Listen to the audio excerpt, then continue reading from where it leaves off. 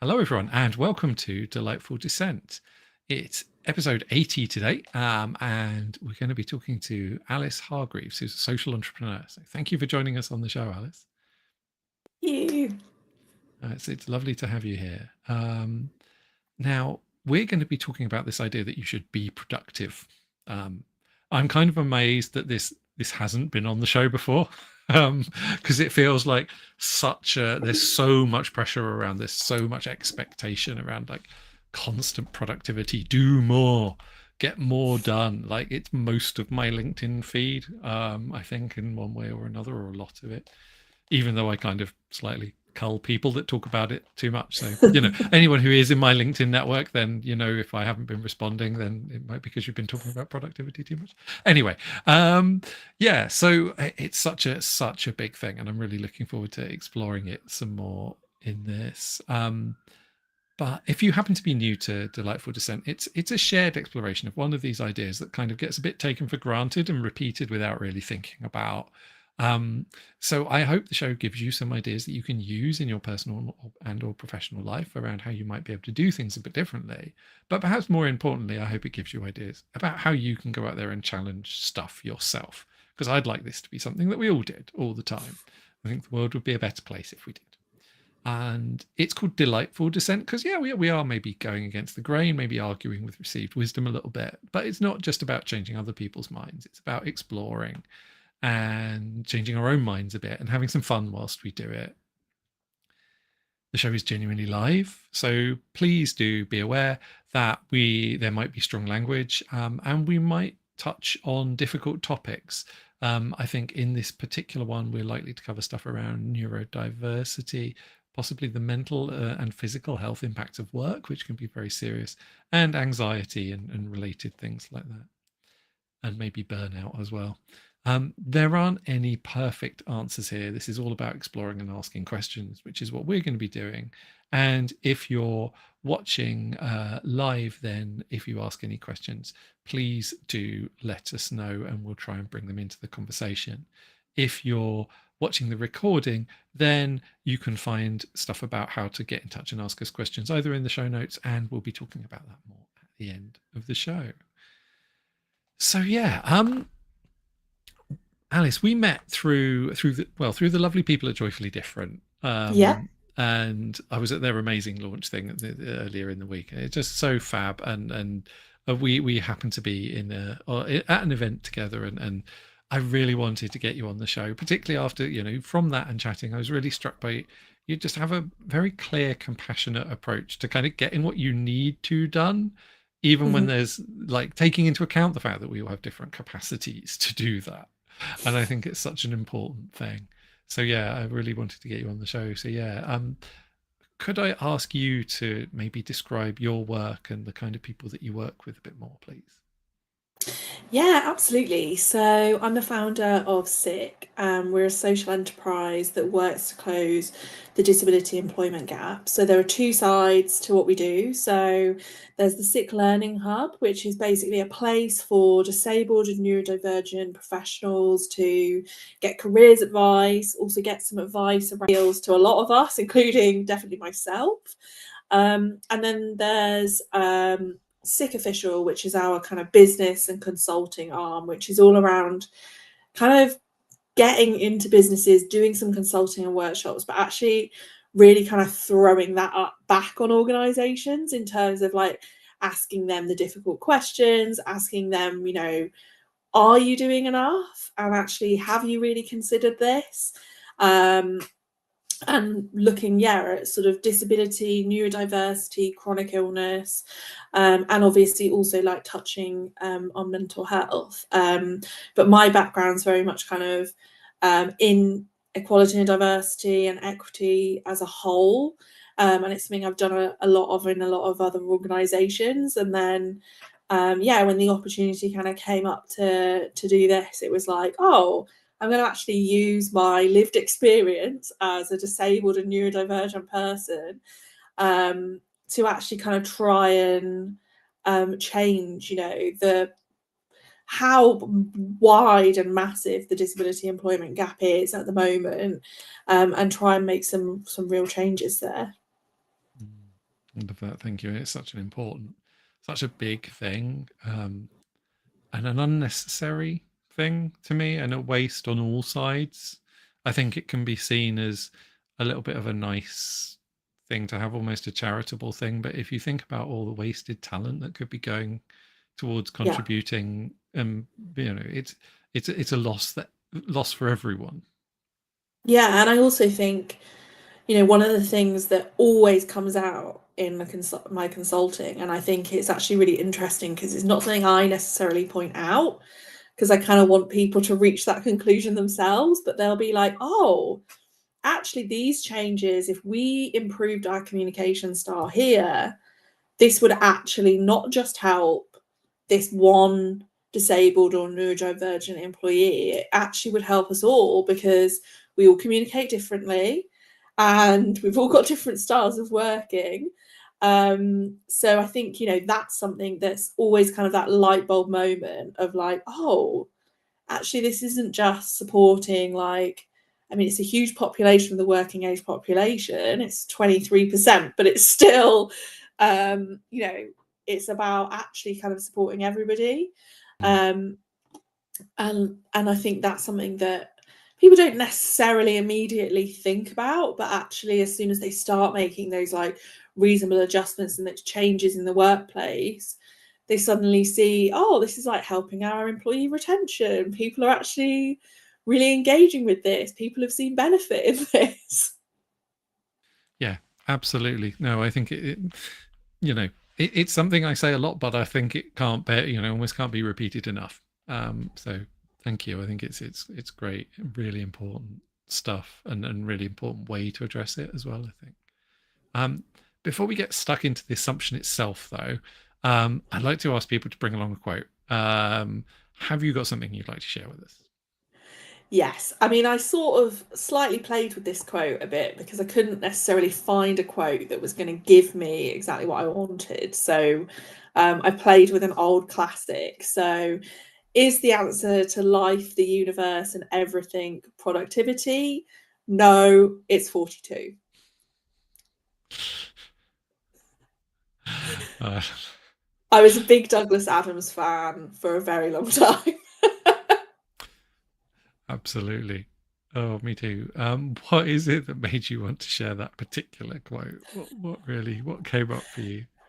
I think when we sort of started talking about this subject of kind of this idea of toxic positivity, productivity, even toxic productivity, I think it's suddenly it's something that's been a bugbear of mine for a really long time, that it's kind of like wherever you look, there'll be a book about being way more productive, or there'll be all these productivity hacks shared on LinkedIn. And it's something that really grinds my gears because I think we're already being productive. We're already doing lots of work, and actually we don't need to strive to be more productive.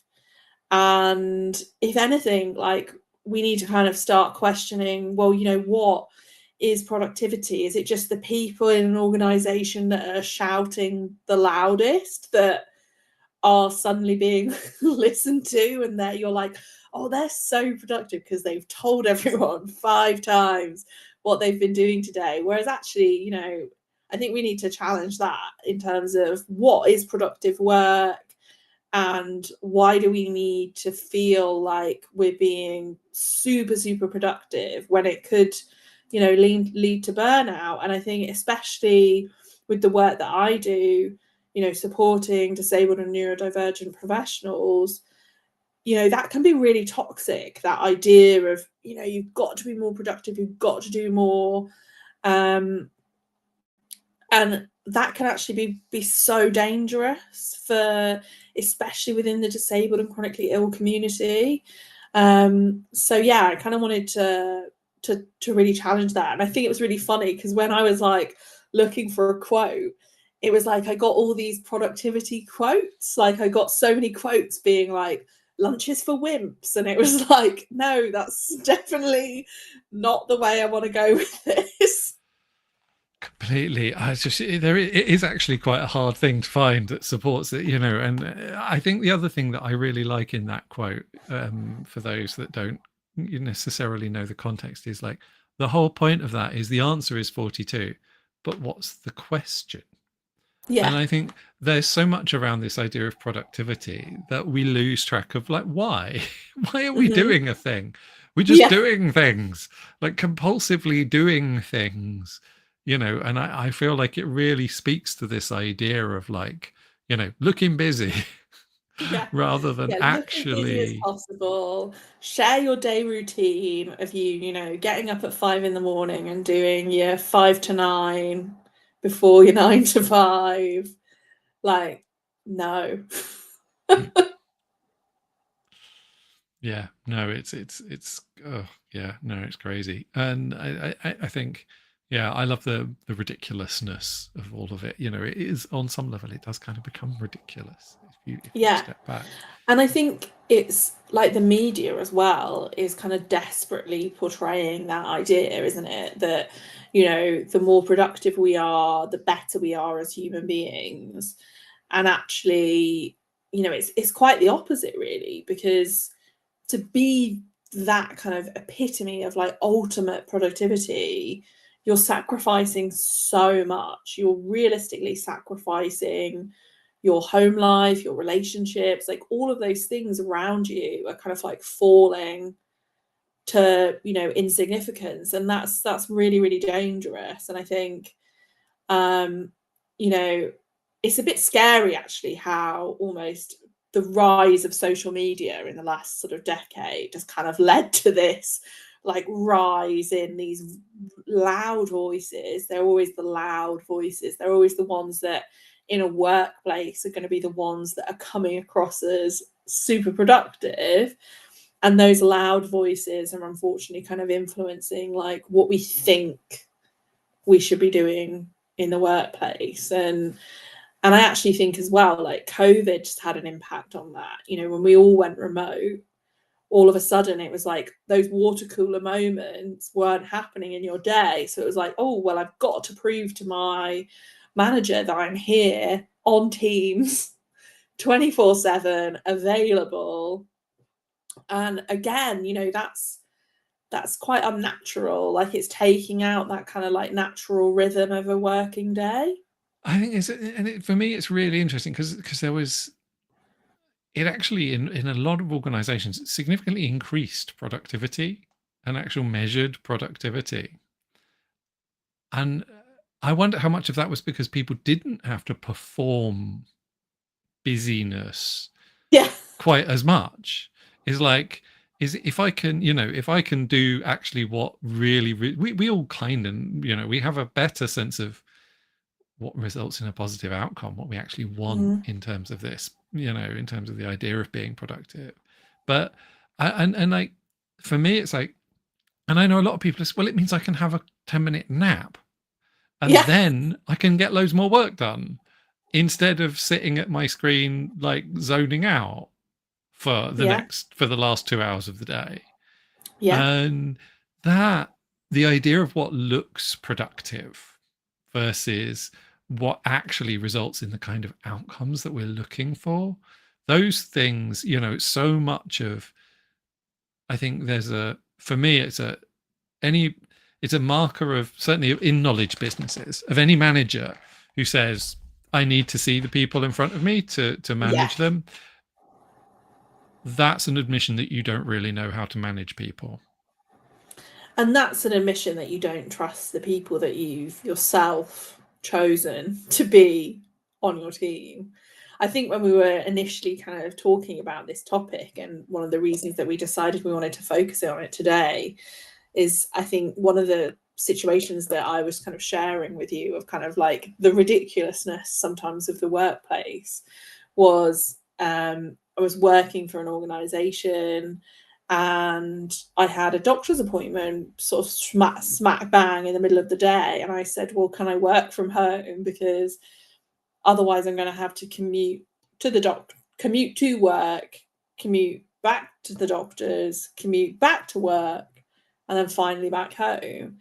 And the answer was like, no, you can't. You have to come into work and do this kind of like ridiculous charade of, being present, working, and then desperately watching the clock to make sure I could get back to the doctors. And all of a sudden in my day, I had like a 3 hour bit of going to the doctors when it would have been a 20-minute thing had I have been at home, because I could have got to the doctors really easily from home. And it's just a huge like waste of time. And it's like, do I really need to be present and showing you that I'm being productive? Or can't you just trust me as an employee that just because I'm working from home, I'm not going to be like, I'll be doing the work, I'll be doing more of the work. And I also think that kind of behavior then switches you off for those employers, because you don't feel like they trust you, so you're not even going to be bringing your best work to them. Like that's never going to happen, because you feel like you've lost that trust. Whereas actually, had the employer turned around and gone, yeah, of course, that's absolutely fine, you'd have probably produced better work. It's it's absurd. Because you have to follow the performance. You'd be punished for doing the stuff that is actually going to result in more outcomes, even if it doesn't look as productive. Yeah. And I think there's actually two separate things. There's the appearance of output, or just making output for output's sake, and its relation to how actually just whether it really works in the first place, whether it's actually useful or not. Yeah. And they're kind of related. It's this idea of being busy all the time, being like, to the point at which it looks like it's almost like a badge of honor to be busy. And there's something about that that's quite problematic in a lot of ways, and the people who are these kind of, it's a way of justifying ludicrous CEO salaries sometimes, of like, Yes. oh, I work 100 and, like 100-hour weeks or whatever, is like kind of, and no.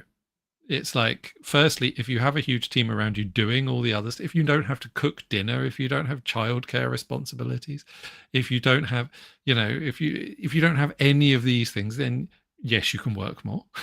Well, I think there was that criticism a couple of years ago, wasn't there? Of, I think it was Beyonce on one level, and then on a very different level, it was Molly May from Love Island, and they basically both said, oh, "We've all got the same 24 hours in a day. People need to stop being lazy. People can do all these things. They can be a star mother, they can work out and get all the right nutrition into their body and work all of these hours and have this amazing house and it be the cleanest house ever." And that's unrealistic. Like, that's not true. Like, we don't all have the privileges of Beyonce. We don't have these whopping great teams around us that are making everything go seamless. And actually, like, I would love to know like the burnout of these people that are having to like create this like absolutely perfect life for Beyonce, because it must be really hard work. Like, you must have to be on all the time. Like, it must be absolutely exhausting. And I think what's really sad about that is that people believe that they should be doing more, and that actually if they just work harder they can be Beyonce. And like, I don't Yeah. think anyone can do that. And I think you mentioned the L word, and I think that idea of laziness is so shot through it. Is like, to not be productive all the time is to be lazy, and to therefore be immoral. And they all line up so neatly in this like dominoes of, and I definitely, I've internalized a lot of that. I feel bad about, there's always a voice in my head that tells me I should be doing something else. And I I feel think like that laziness in particular, like, it's both such a huge perception of the disabled community, especially in the media, of kind of, the work shy, lazy people that, should just be going into work. And then that's internalized by the disabled community, who then feel guilty for resting, for not necessarily doing that same level of presenteeism. Like, my therapist tells me over and over again, and this is something I work on a lot, that rest is productive, and if I don't rest, I'll get really unwell, and actually then my output is massively decreased. So actually that rest is completely productive. But I think it's the media, it's politicians as well. Obviously there's a big party conference going on at the moment, and one of the big things on the manifesto was effectively, we'll get everybody who should be working in work. And there's a really interesting language use there, because it's sort of like, yeah, people want to be working, but actually if an employer is not accessible and not inclusive, then it's not the potential employee's fault. It's the employer who's creating this, inaccessible environment. And unfortunately, the way it's kind of being phrased is it's on the individual, when it should be on these big organizations. Yeah, and I think that focus on barriers is such an important one. One of the things is when we compare the energy and output and resources that someone has, we very often don't take into account the fact that the space, the ways of working, the whole pattern, even getting to work, is a lot easier for some people than it is for others. In all sorts of ways. If you happen to be the CEO, you can afford to live near the office very often as well, and travel by private car, versus not. All of these things are actually really they will add up quite significantly. If someone sends a limousine to pick you up in the morning, and you travel 10 minutes in a limousine, you're going to arrive with more energy than traveling for an hour and a half on the tube. Yeah. And that's true for everyone, and it's particularly true for disabled people. I find travel on public transport, and I find travel in general, quite difficult and draining. And so that there just aren't these possibilities for some of us. And I think, even when we get to the workplace, if you're having to camouflage, if you're having to adapt, if you're having to fit in, you're having to work around the design of the workplace, you have less energy and resources available to actually do meaningful output. And instead, is like, how can we push people to do more, rather than remove the barriers that exist and just let them, support them in doing more? I think that for me is, and I completely agree, the rhetoric around getting people into work, we know what that means. That means making it hard, making being unemployed even horribler. Yeah.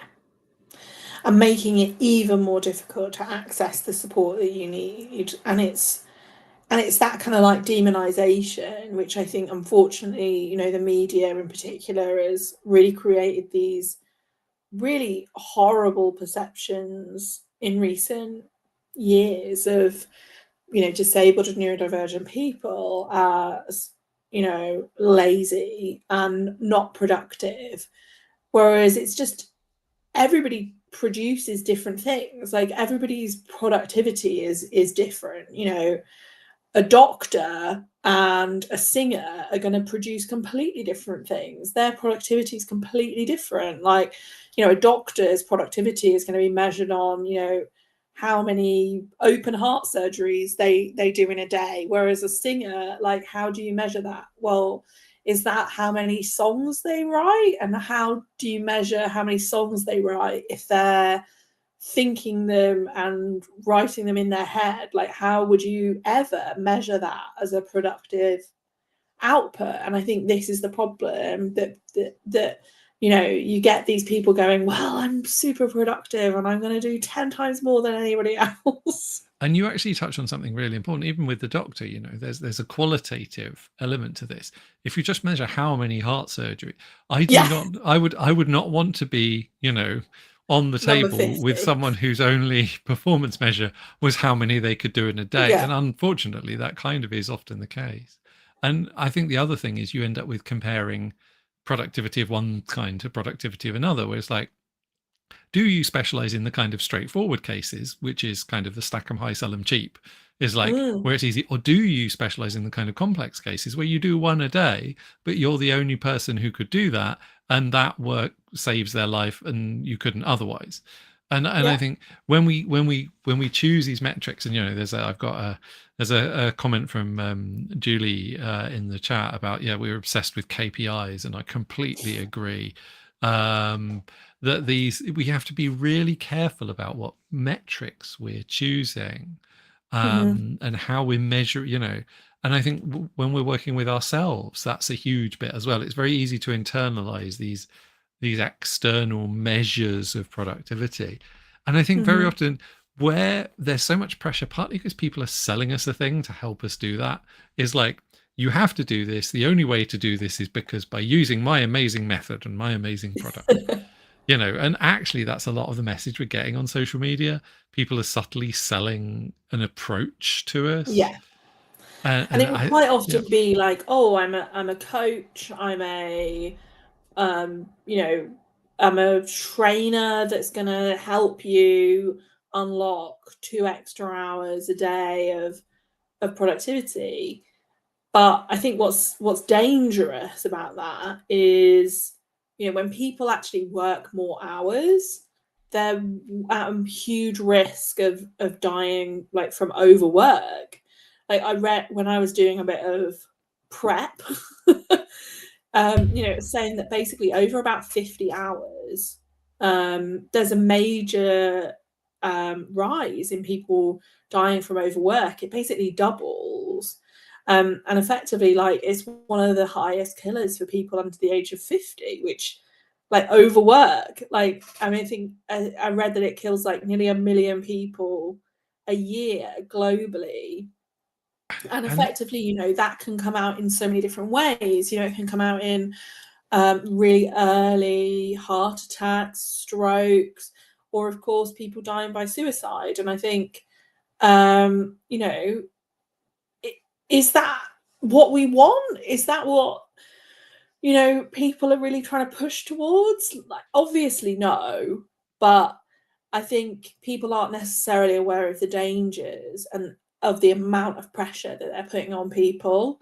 And I think that can be that's something that we do need to challenge as a society. We do need to be pushing back on this, like, productivity rhetoric. This kind of idea that everybody's got to be super productive, everybody's got to be doing a certain type of output all the time in order for them to actually be, achieving anything. And we've got to remember, like, the 8-hour work week that was created when we were doing, manual work, when we were working in the fields and working in the factories. That wasn't designed for what we're doing now. Like, we're working in a completely different way. There's so much more human to human interaction. There's so much more pressure. There's KPIs, and realistically, we can't work that much. We can't. We can work 8 hours a week, 8 hours a day, sure, but actually, how many of those hours are ever going to be productive hours? Not very many. it's really interesting, for knowledge work, all of the research points to the fact that a four-day work week is at least as productive as a 5-day work week, and has a whole load of mental and physical health benefits. Yeah. And so it's like, and I think, one of the other things is, and this comes back from a study into IT stuff, actually, and programming. And this idea and IT has a particular problem with this culture of crunches. Mm. Yeah, for sure. and code crunches and getting to a deadline. Now, And one of the doing things, like a 3-day non-stop hackathon well, where people you are can do literally not. 3 days, but that's all you can do for a week. Yeah. And I think it's this continual one. And one of the really interesting findings from this study was that actually at 50 hours as well, about that mark, not only did productivity started to drop off at about 30 hours and got more and more. At 50 hours, it actually became negative. Like, the more time you spent, you actually introduced more bugs than you fixed after 50 hours of work, because you were so depleted. You were basically worse than useless at doing the work, you know. And I think that whole thing, how do we work, is such if we think about that and we plan according to that. And I think I wonder how many of us end up in self-employment partly to avoid some of Yeah. the silliness around this, so we can Yeah. focus on where we're strong and work in ways that suit us. There aren't many regular jobs where I could work the hours that I do Hmm. because they suit me. I work from 11 to 6 or 7 in the evening because those hours work for me, with some flexibility, mostly later rather than earlier. But there's very few employers who would be happy with that. But then I also think actually when you're an entrepreneur or when you're self-employed, there's a whole new rhetoric that comes in of, I see in my kind of peripheral, lots of people sharing, their daily routines, everything that they've got, as a bit of an accountability thing, sure, but it will be like, oh, here I am at 6:30 going to the gym. Here I am at 7:30 having my super, super healthy meal prep breakfast. Oh, I'm going to do 2 hours of calls before my 9 o'clock starts. And actually, that as well can be really dangerous, because you start as a self-employed person in particular to start comparing yourself of, I mean, oh, if I am try that, I doing I that routine? No. I've burnt all. I have to be quite like, there are some things I can do, but if I push too hard, I burn all of the executive function capacity for the whole day, just Mhm. getting ready to do the day, and then I Yeah. spend the entire time just staring into space because there's nothing left. Yeah. And I I think think it's also the like, what's your 5 to 9 before your 9 to 5, and then your 5 to 9 after your 9 to 5, and it's like, okay, suddenly you've done a 16-hour work day. You but it's that, like, hustle culture, isn't it, of, well, these are the things that need to happen in order for me to be successful, whereas actually, you know realistically, like, that person's going to put themselves in danger of burning out, or worse eventually, and the people that are following that, seeing that out there and seeing that influence. And I mean, I know full well, like, I've definitely fallen into that trap of comparing, my schedule for a day with somebody else's and being like, oh my God, I have not done all these things that this person's done. Look at their output in comparison to mine.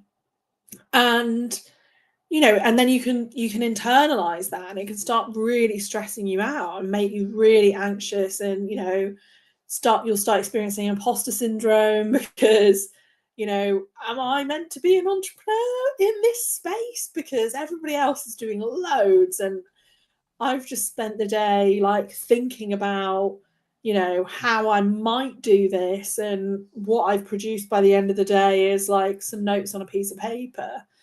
And, how do you then compare?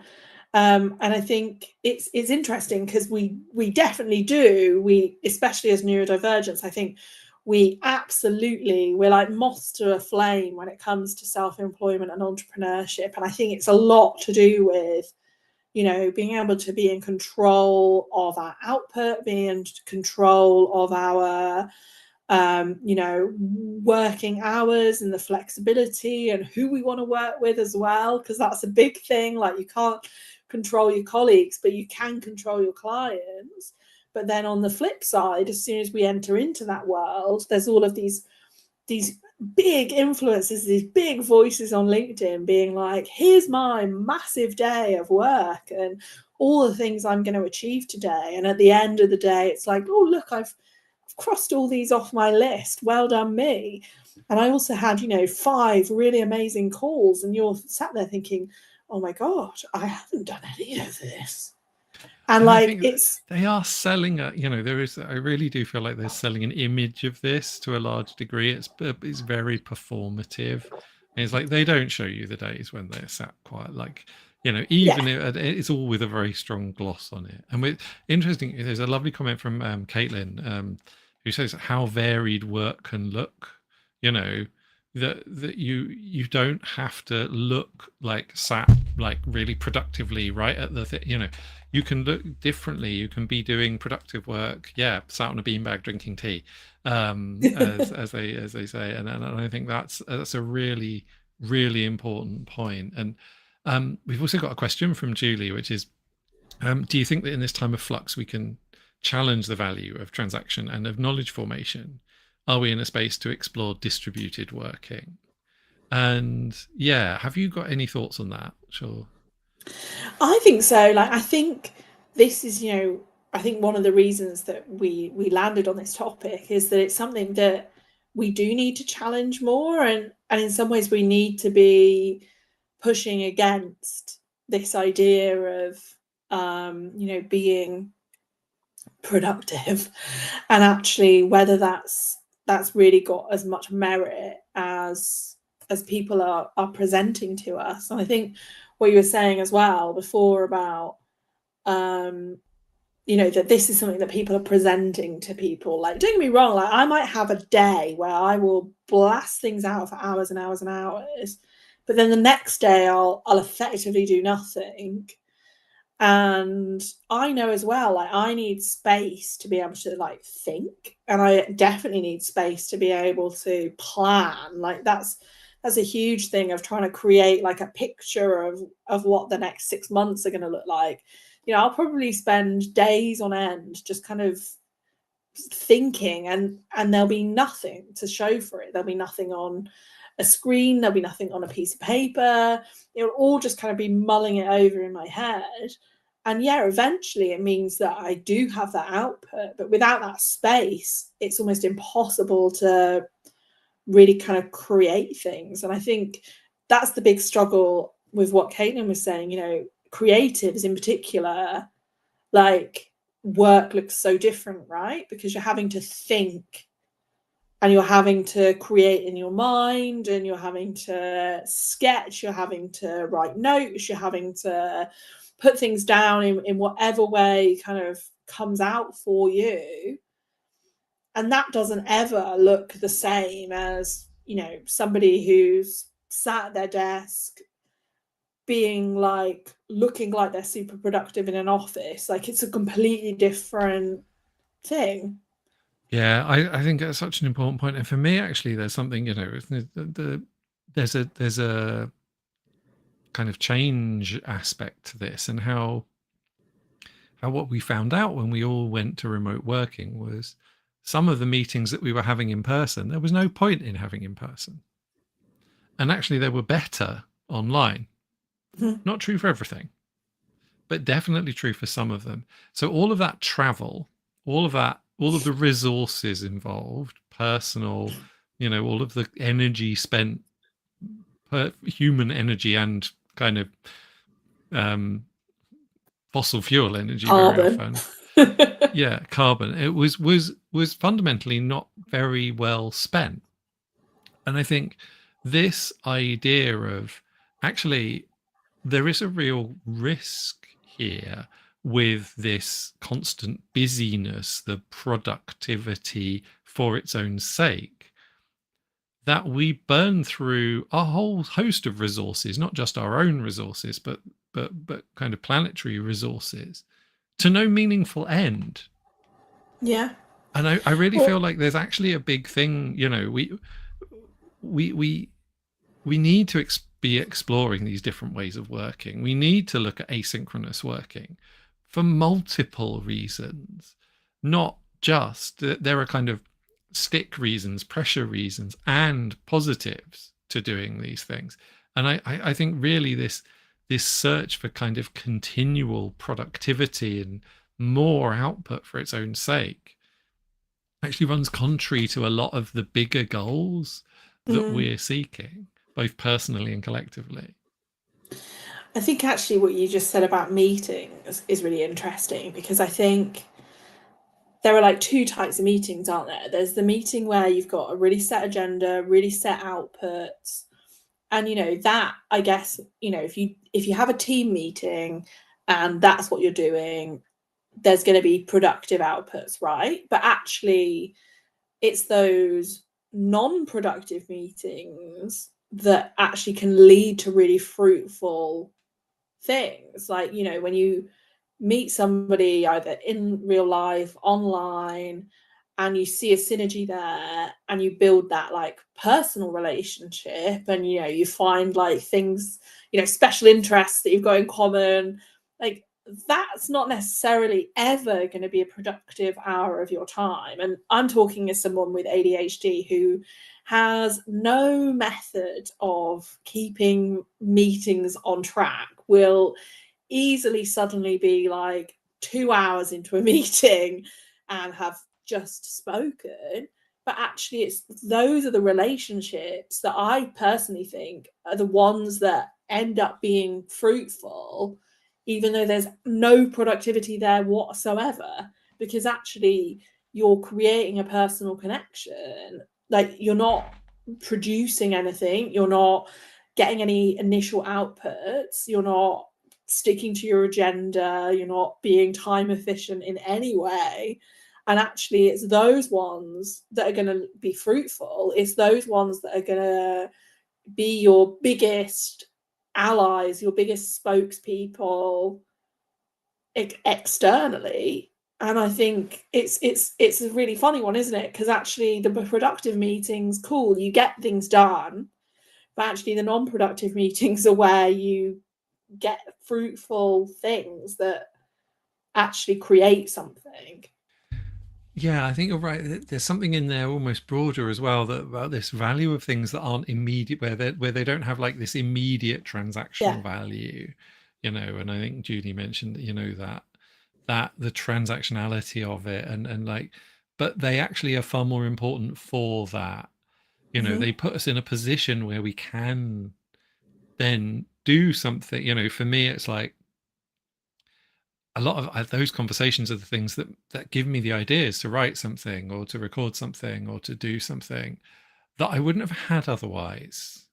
And without having someone to follow the tangents with. And yeah, as another fellow ADHD, tangents on tangents on tangents are a thing. Yeah.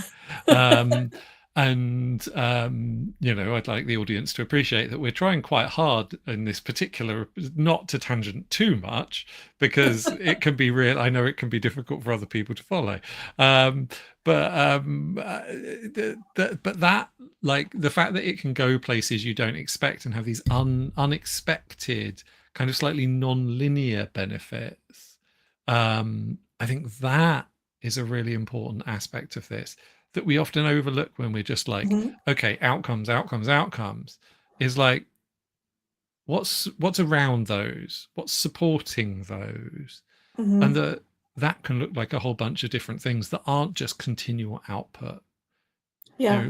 For me, And when they're I not write, necessarily going to be an output for a really, really long time. Like, I'm a marketeer by trade, and I always wanted to kind of get to know people within the organization. And yeah, okay, there was like a marketing element to that, because it would be like, oh, is there a cool story here?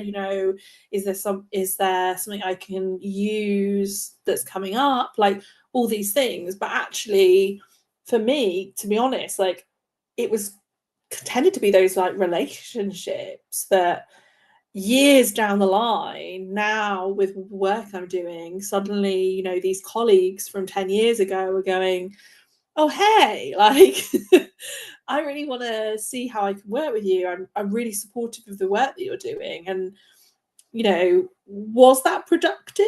If I never got an output and 10 years later I'm sort of beginning to get an output, it's like, it's so difficult to measure, because sure, the employer, they never got an output, they never got something productive out of that half an hour conversation, but me selfishly 10 years on, it is. And I think that's what makes productivity like impossible really to measure, because you having a coffee chat to get to know someone 10 years ago might lead to something fruitful really, really long down the line. And again, it's kind of then, when people are really desperate to be as productive as they possibly can, are they kind of forgetting the point? Like, before we started recording, I was telling Matthew about this book that I'd read a really long time ago and how it really riled me, called the 10x rule. And basically the idea is that you do like 10 times more every time, and if you're going to do something once, do it 10 times instead, and you'll get more of an output. And it's like a very salesy book, and effectively it's like, oh, if I were in London for 5 hours, I would meet as many people as I could possibly meet, and they're never going to be strong relationships. It's sort of like, oh, I have to go to this networking event and gather as many business cards as I can possibly gather, but you're not getting any relationships there, you're not forming any bonds. And that to me just seems like a really bad way of thinking about people and thinking about those relationships, is that a person is purely transactional and there's no element of like personal there. And I think this book, I mean, my friend who made me read this book will laugh, because it's something I bring up all the time as like the worst self-help book I've ever read, but it's stuck in my brain because it just triggered me so much. I was like, why do I, if I'm in London for 5 hours, why do I have to make 10 meetings? Why can't I, sit down, gather my thoughts, enjoy being in a city? Like, why do you have to be switched on all the time? And for me, like, what do you miss if you are? Because you're entirely in, like, how much can you actually plan? How much? There are limits to what we can know, and actually not being. You're more attuned to the possibilities that show up of their own accord when you're not in the midst of doing something else.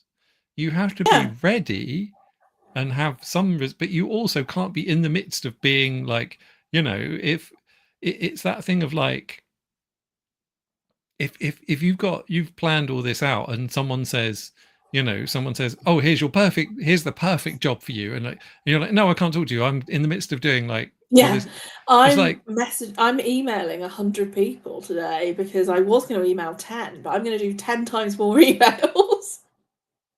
yeah, that ain't happening. And like, and I do, there's also something that this relates to measuring. Some things can't be measured well, and some things, and they can be really valuable things. And I think there can be with this idea of being productive is it's do the measurable things, because they're like, great, you can send 100 emails. Were they good emails? Yeah. Or were they the kind of emails that I look at and go and delete?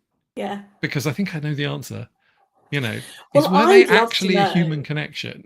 Yeah, I'd love to know with this person, this 10x thing, like, have they ever formed like real connections with people that are actually going to endorse them, that are going to want to work with them? Because it all comes across as like very fake, very manufactured. And it's interesting, I guess, because it's like, we're talking about how 8-hour work days are from like the days of like manufacturing, farm work, etc.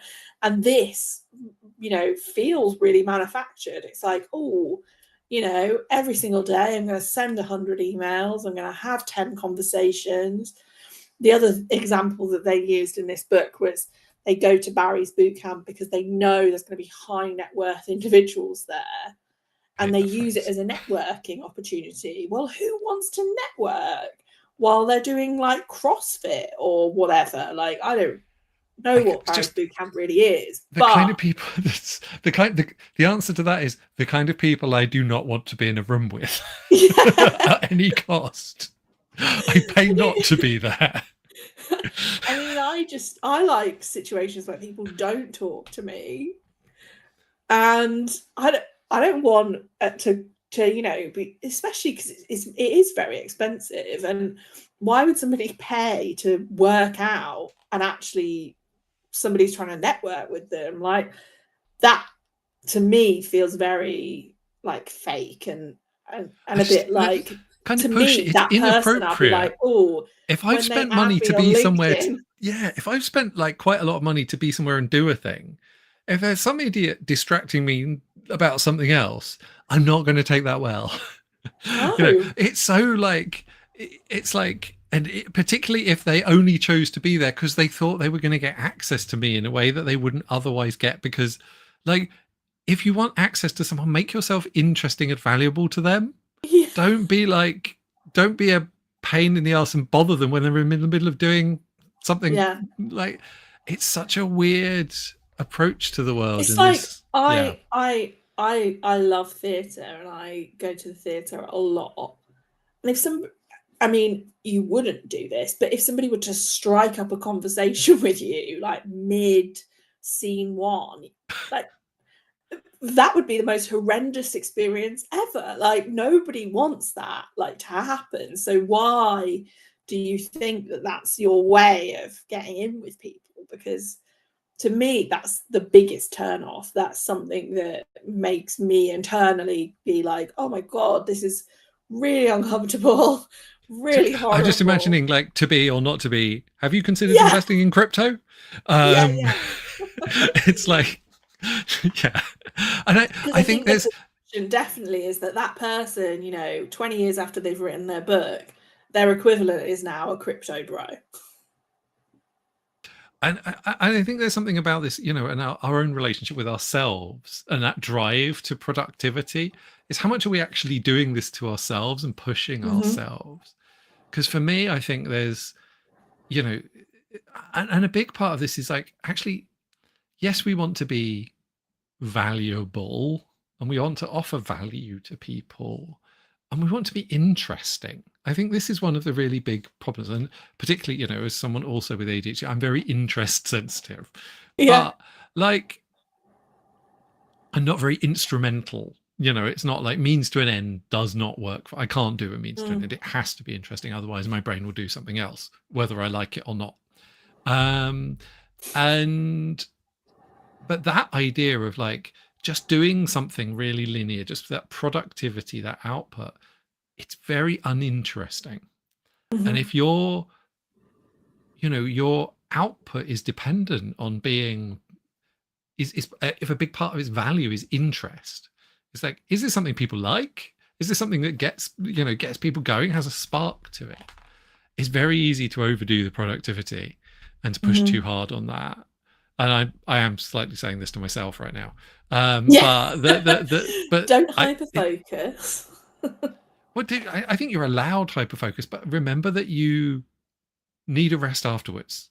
Yeah. Don't plan as if you can hyperfocus multiple days in a row and then not need to sleep for a week. It's like, that's the problem. I think it's the variation. There's no problem in productivity as part of all of these cycles, but it's when we become obsessed with productivity at the expense of everything else, when we separate it, when we don't need the rest, we don't need the input, the inspiration, the reading, the listening to music, the going for a walk, the having interesting conversations that don't really go anywhere, all of those things that actually support the productivity. It's when we get obsessed about the output that we get very, very narrow And I think that's the problem for me, is that it's not, obviously, that like some productivity is very, very helpful, but productivity for its own sake and Yeah. productivity over everything else is to miss the point. And I think how and when people are productive is really different, right? Like, you know, so I know full well, like there'll be days when suddenly I'm like, oh, I'm on a roll, like I am getting all these things done, and I'll be like, well, I can't break this cycle because I'm actually doing loads, and sort of, suddenly like 10 hours have gone and I'm still, really focused on something.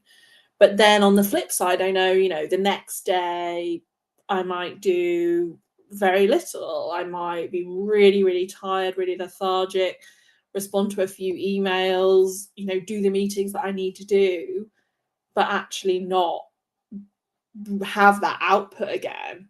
And I think, whereas, other people might have those kind of like productive pockets in a day, rather than being like, oh, I'll have this productive pocket all in one go and then not have another productive pocket for 3 days. And I think it's about that understanding, isn't it, that all of our ways of working are really different. And I think, unfortunately, the rhetoric around productivity at the moment is a little bit too linear, and it's a bit too constricted as to what a method of working is and how people get to that output, and it's not really allowing for that flexibility. And I think that's what we need to have, is that allowance of that flexibility in order to help people bring their best selves to the workplace or to self-employment. And I think that is, yeah, that idea. So it's, yes, you can be productive, but in your, in your own way, to your, looking like however you look in your own time. Mm-hmm. That feels like the, and not worrying that those differ from the way we should be doing it. Mm-hmm. Definitely. I think that's a lovely kind of place to kind of start to wrap up. And if if people want to get in touch with you or find out more about your work, we've got some things in the show notes. We've got the SICK website, we've got the Learning Hub, the SICK Learning Hub, and your LinkedIn profile. Do you want to talk about any of those? What can people find there? Yeah, absolutely. So our sort of main SICK website is all of our business services, so consulting and workshops. The Learning Hub is a variety of completely free resources for disabled and neurodiverse people. We're actually developing quite a lot of e-learning content. So at the moment, there's some e-learning content around accessing the workplace, so like CVs and cover letters, etc. But there's loads of content that's been recorded that is definitely going to be live and online in the next couple of months, focusing on a couple of different career pathways, and then one around self-employment and entrepreneurship, because I know that that's a big one. And actually, how do you track your time? How do you invoice clients? How do you write a quote? All of those things are really useful. And then, I mean, my LinkedIn, I do desperately sort of try and share just useful information, really. And I think I've not been so great these last few weeks, but sometimes I go into like a hyper focus moment where I'll schedule like 20 days worth of content, but it will normally be, like tips and resources and all of those things. So yeah, lots of content. Great, thank you. And before we actually came up with a couple of books as well that we both found helpful in this space. For me, Essentialism by Greg McKeown has been really helpful in just that focus on what actually matters and not doing the stuff that doesn't matter as much is really helpful for me. It's one of the things I struggle with. So having a structure and some guidance around that was really useful in terms of deciding what is busy work, what is unnecessary, and what actually needs my attention and effort and energy. And I think you Yeah. mentioned Quiet by Susan Cain as well. Yeah, so for me, that was definitely kind of a bit of a turning point moment when I read that. It was probably about 5 or 6 years ago, actually. And I think I'd always assumed I was an extrovert and actually very quickly realized that I fit very much in the middle. But what's really interesting about that book is that, the people that are the loudest, the people that are presenting this like super productive model and not necessarily thinking things through as much as somebody who's maybe a bit more introverted. Somebody who's introverted might not necessarily appear productive, but is, thinking things through, mulling things over. Um, and I think what's really great about that book is it kind of starts to make you kind of question a bit about who the different characters in a workplace are and what different skills actually, and what you might presume is productive can actually be very, very different. And it's just, I think it's a really great book just in general about, who we are as people, especially within the workplace. But it definitely makes you question that kind of productivity piece around, is someone productive or are they just the loudest voice? I really like that. Thank you. Yeah, thank you so much for being on the show. I think it's been really, really lovely and fun conversation. So yeah, I think it's such an important topic, and I hope it's helped people feel a bit more at ease with their amount of productivity. Well, thank you very much for having me, and a big shout out to Joyfully Different who put us in touch. Who Thanks, get Alice this? and Mark. Yeah, got this all started, and yeah, thank you. Yeah, thank you them, and thank you everyone who's been watching. Yeah, it really is. It is the audience that make this possible and at least legitimize my excuse to talk to really interesting people. And thank you everyone who was watching live and shared such interesting and helpful comments. I really appreciate that. And yeah, if you are listening or watching, please do share this with someone that might find it useful. It's really what grows the show and helps other people find these conversations. You can find any upcoming stuff and that we've got scheduled and all the past ones both on YouTube and LinkedIn, where you found this. As a bit of a slight change, I have had a very regular thing where I've said I'm really behind in the podcast episodes, and I looked into it, and it turns out no one was actually listening to the podcast episodes. Everyone has been watching the recordings, so I think I'm going to give up on the podcast episodes, and it's just going to go out as a live stream and a recording.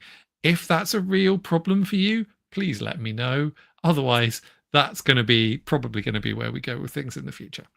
The next episode, I'm going to be talking to Jennifer Jones, who's an expert writing coach. We're going to be talking to the idea that you should wait for inspiration.